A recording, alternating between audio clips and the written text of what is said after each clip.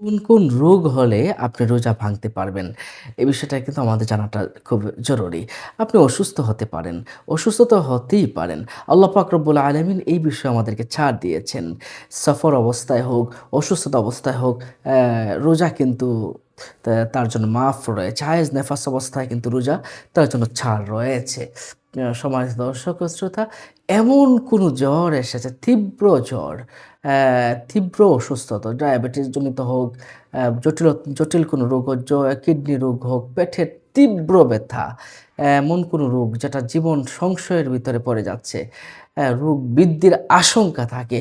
আপনার মনকে জিজ্ঞেস করবেন, আপনি রোজা রাখলে কি আপনার প্রবলেম হতে পারে কিনা? তাছাড়া ডাক্তার কি বলছে কিনা যে না খেলে তার প্রবলেম হতে পারে, রোজা রাখলে তার জীবন নিয়ে সংশয়ের ভিতরে পড়ে যেতে পারে। এই অবস্থায় কিন্তু আপনাকে রোজা ছেড়ে দেওয়া যাবে।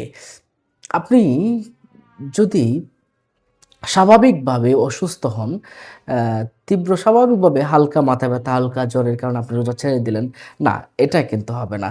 এটা আপনি জবাবদিহিতার আওতায় যাবেন।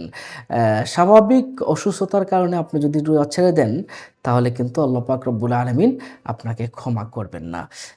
যারা গর্ভাবস্থায় আছেন, এখন রোজা রাখলে গর্ভের সন্তানের ক্ষতি হতে পারে।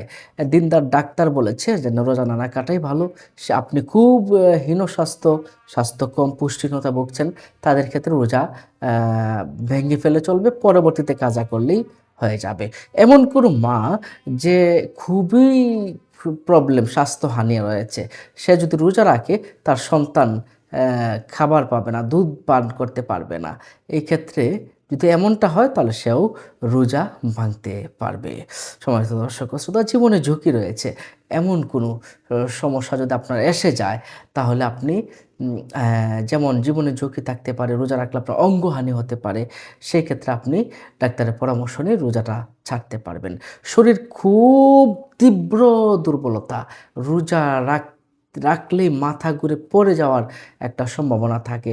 স্বাভাবিক কাজকর্ম করতেই পারছেন না, একান্তই করতে পারছেন না, একদম বিছানায় পড়ে যাচ্ছেন রোজা রাখলে। সেক্ষেত্রে আপনি রোজাটাও ছেড়ে দিতে পারেন, পরে কাজা করে নিবেন। দীর্ঘস্থায়ী কোনো রোগ যদি আপনার হয়, মারাত্মক ধরনের কোনো রোগ, যেটার কারণে আপনার ঔষধ আপনার খেতেই হবে।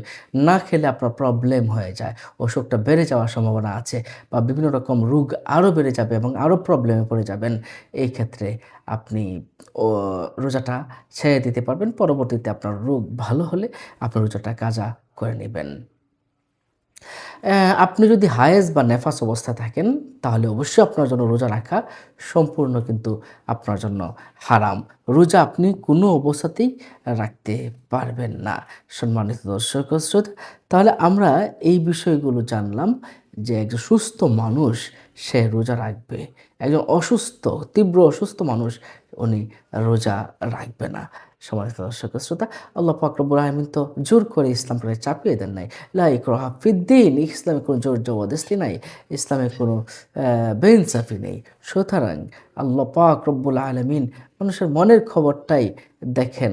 আপনার যদি প্রবলেম মনে হয় যে না, আপনি রোজা রাখলে জীবনহানির ভিতরে পড়ে যেতে পারেন, অঙ্গহানির ভিতরে পড়ে যেতে পারেন, আপনি রোজা ছেড়ে দিতে পারেন, পরবর্তীতে কাজা করে নিবেন।